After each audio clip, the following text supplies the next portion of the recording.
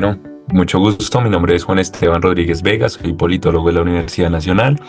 Un saludo a todos los oyentes de Punto Informativo y pues a toda la disposición y todo sí, a responder a todo lo que ustedes gusten y necesiten. Bueno, muchas gracias Juan Esteban. Quisiera iniciar preguntándote un poco acerca de ti, cuál ha sido tu recorrido académico y tu recorrido laboral. Vale, pues mi recorrido académico, pues yo pues soy recién graduado. Yo me gradué en diciembre del año pasado de politólogo, pero pues he tenido experiencia en el Ministerio de Ciencia y Tecnología. Yo hice parte del grupo de rediseño institucional de la entidad. Yo hice también todo el proceso de análisis y levantamiento de cargas laborales en el ministerio, pues con todo el tema de Plan Nacional de Desarrollo, que pues Gustavo Petro quería hacer todo este tema de rediseño institucional en diferentes entidades a nivel nacional. Yo hice parte de ese grupo de rediseño institucional para el Ministerio de Ciencia y Tecnología. Eso lo culminé en enero del año pasado. Después trabajé en el Consejo de Bogotá. Estuve realizando todo proceso de investigación con la concejala Kena María Rivadeneira. Y pues ahorita me encuentro estudiando. Yo soy estudiante de Economía de la Universidad Nacional. Y pues ese es mi recorrido. Muchísimas gracias.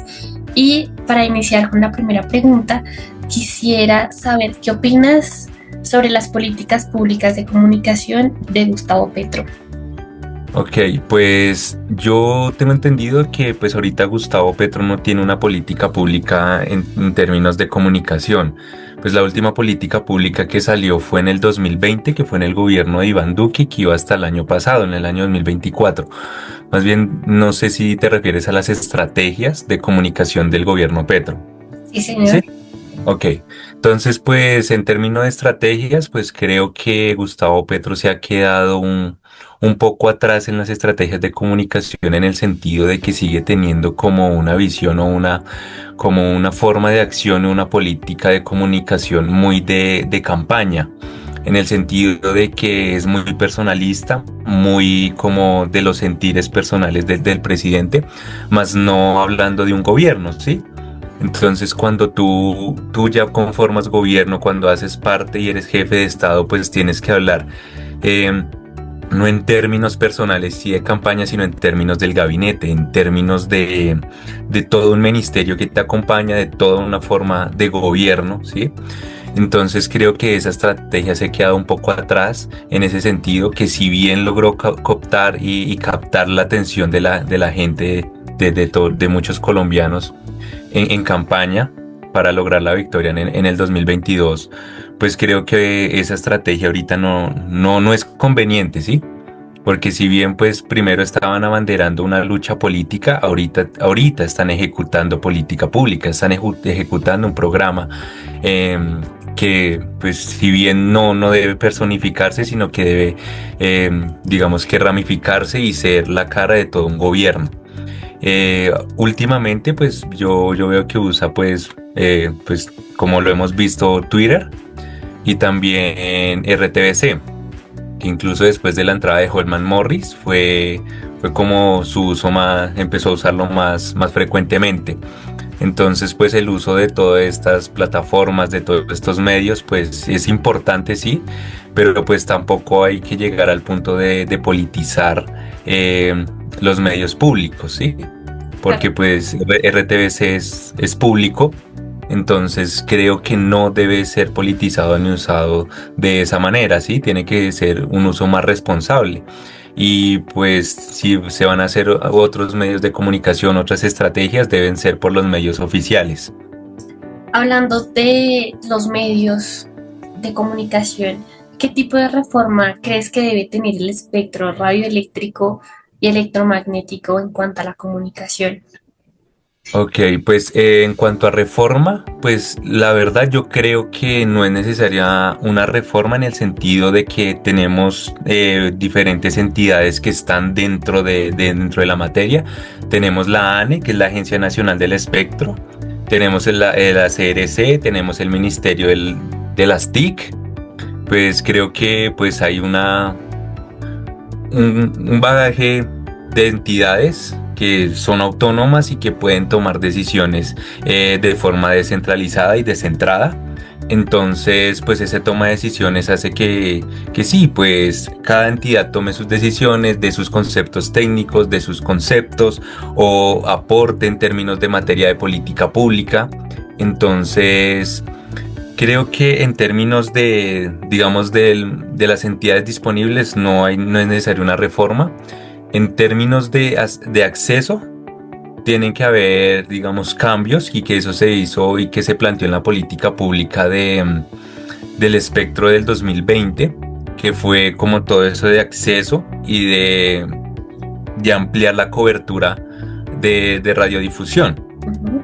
y que es importante. Incluso también en el 2021, si mal no recuerdo, en el 2020, en el 2021 después de pandemia, el entonces presidente, pues él declaró que el Internet era un servicio esencial, ¿sí? Pues por todo el tema que marcó la pandemia. Entonces, pues creo que Colombia ha ido avanzando en materia legal, en materia técnica, de forma positiva. Entonces yo creo que una reforma no es necesaria, sino más bien fortalecer los mecanismos y las entidades que actualmente funcionan y pues en miras de realizar una nueva política pública. Pues la verdad no sé si actualmente el gobierno Petro se está planteando realizar una política pública para ejecutarla en los próximos años y en las próximas vigencias. Pues la verdad, esta política pública fue muy corta, no entiendo por qué fue tan corta. Normalmente las políticas públicas son de 10 años. Eh, entonces no sé si el gobierno Petro se estará planteando una política pública en materia del espectro. ¿Por qué crees que es importante una ley de tercios en la pauta publicitaria, en las frecuencias o en las licencias de radio y de televisión? Ok, ese es un tema muy reciente. Incluso eso fue del gobierno Petro, que eso fue el año pasado, creo que a mitad de año más o menos, creo que fue que lanzó la política de tercios. Entonces es importante en el sentido de que cuando tú eres gobierno, tú debes garantizar que los movimientos, todas las personas, todos los partidos políticos tengan acceso a poder hacer publicidad en el espacio público, ¿sí? Entonces, esa ley de tercios también garantiza que un fortalecimiento en la democracia, un fortalecimiento del enlace institucional y pues, digamos, de la garantía también a la oposición.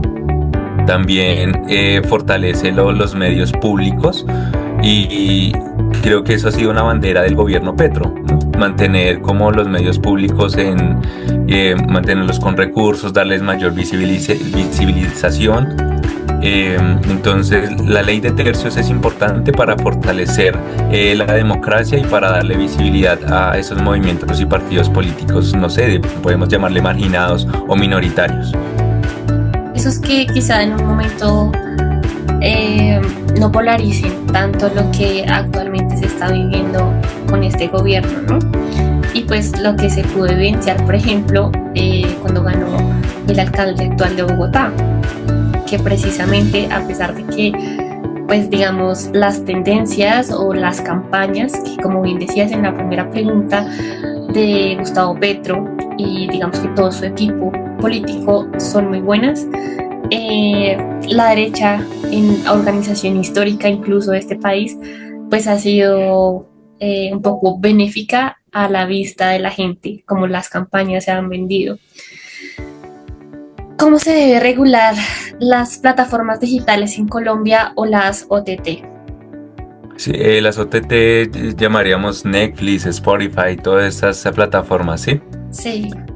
Eh, pues en términos de regulación, pues no sé en qué se puede avanzar en materia de regular estas plataformas, no sé si en visualización o en acceso, pero pues lo que yo pensaría es que, por ejemplo, que estas plataformas incluyan en su catálogo contenido audiovisual colombiano.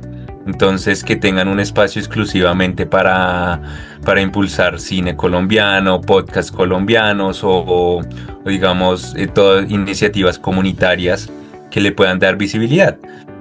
Por ejemplo, no sé si tú conoces RTVC Play. Sí, que casi nadie conoce, pero incluso tiene Exacto, aplicación y todo.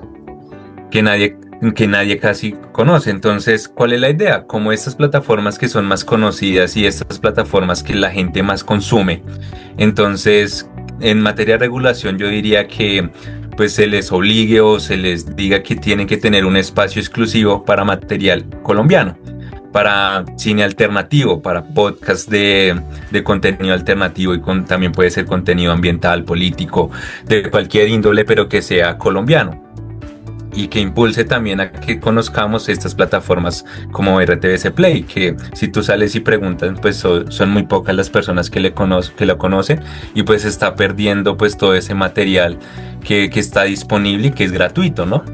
Claro. ¿Cómo promover la comunicación como un derecho fundamental acá en Colombia?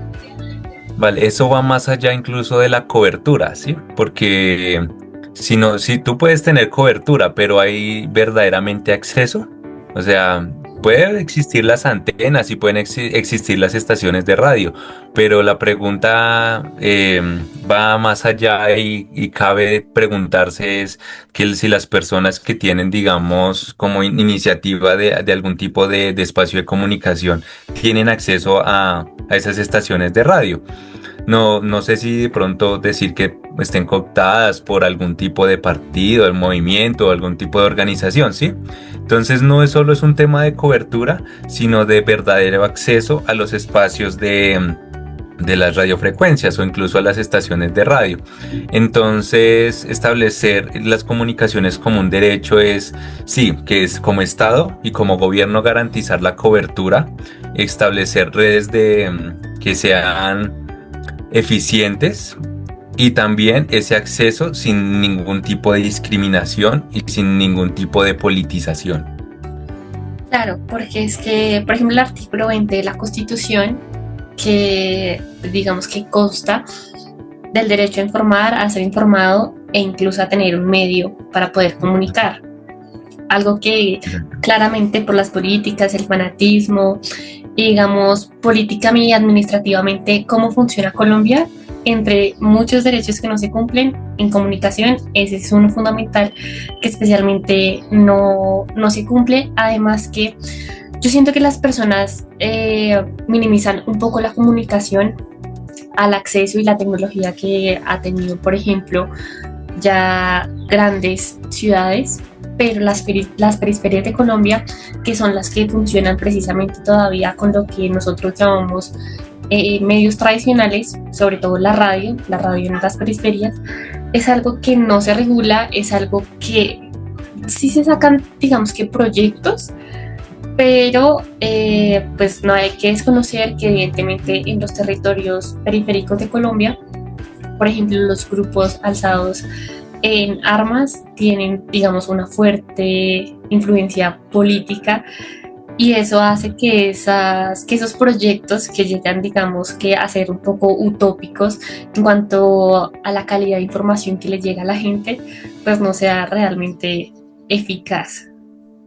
Claro, no, y hay también un punto importante y es que sí, pues todo este tema de ser comunicados, ¿no? Y pues entendemos de que ya recibir la información es ya tener garantizado el derecho a la comunicación, cuando no es así. Nosotros, cualquier persona debería tener también la posibilidad y si desea ir y comunicar lo que desea, ¿no?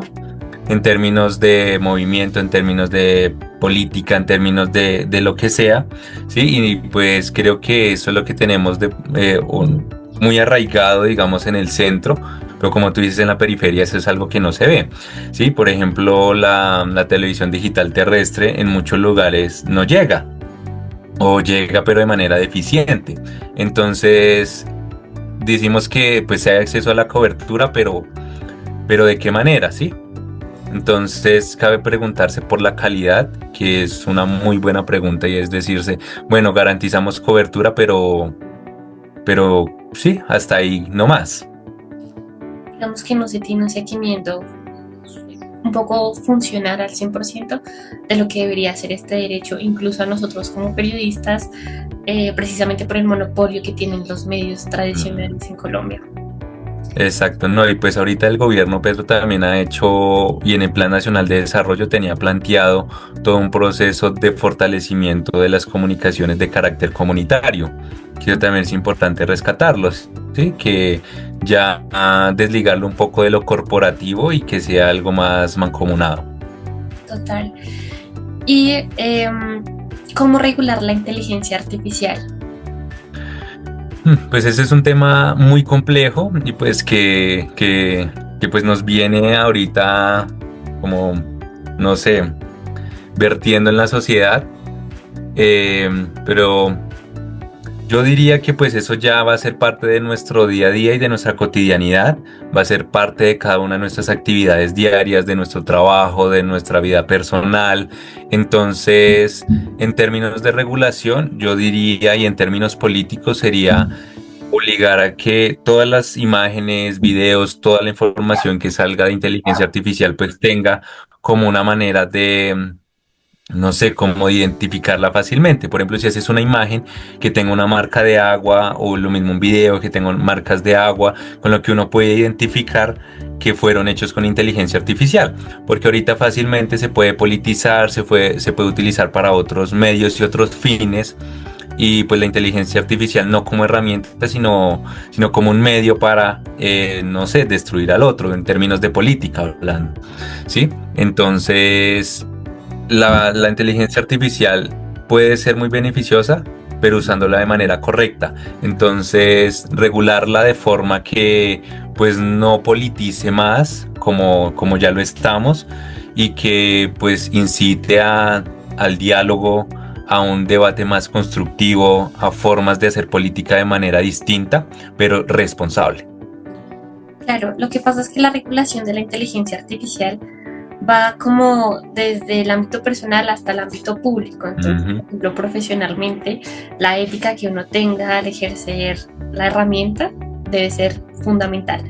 Pero, por ejemplo, hay casos, por ejemplo, a nivel jurídico, en los que evidentemente MINTIC y los ministerios han acogido precisamente la inteligencia artificial como una herramienta fundamental para el trabajo, pero no al 100%. ¿Por qué? Por ejemplo, en casos de justicia donde se necesite un poco la parte humana, las carreras humanas, testigos, casos delicados, hay sentencias y hay casos que prohíbe el 100% del uso de inteligencia artificial. Hace poquito salió un caso de un abogado que precisamente pues, fue penalizado por el uso del caso al 100%.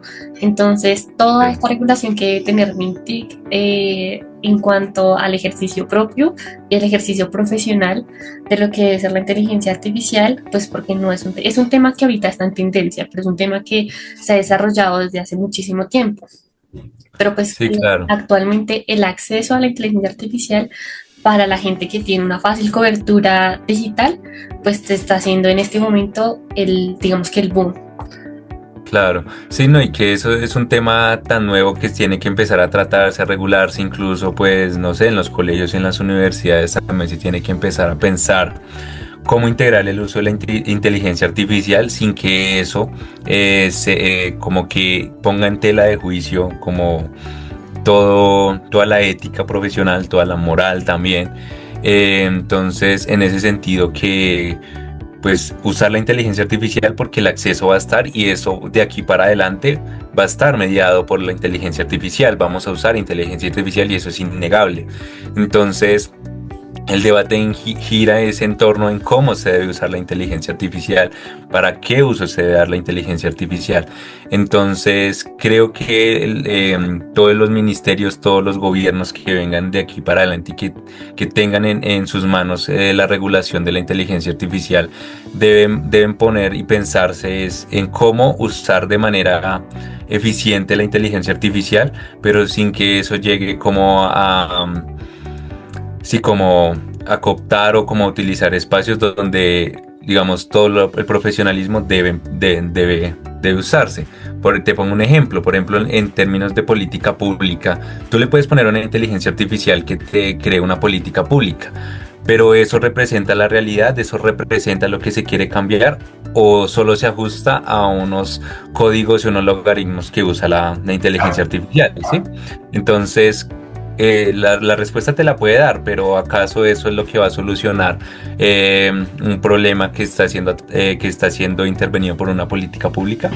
Claro, pensando la inteligencia artificial como un bebé, le das las instrucciones que tiene que aprender y así es como ella te genera, digamos Ujú. que la información, porque pues no es conocimiento, es como un conglomerado de información mundial. Exacto.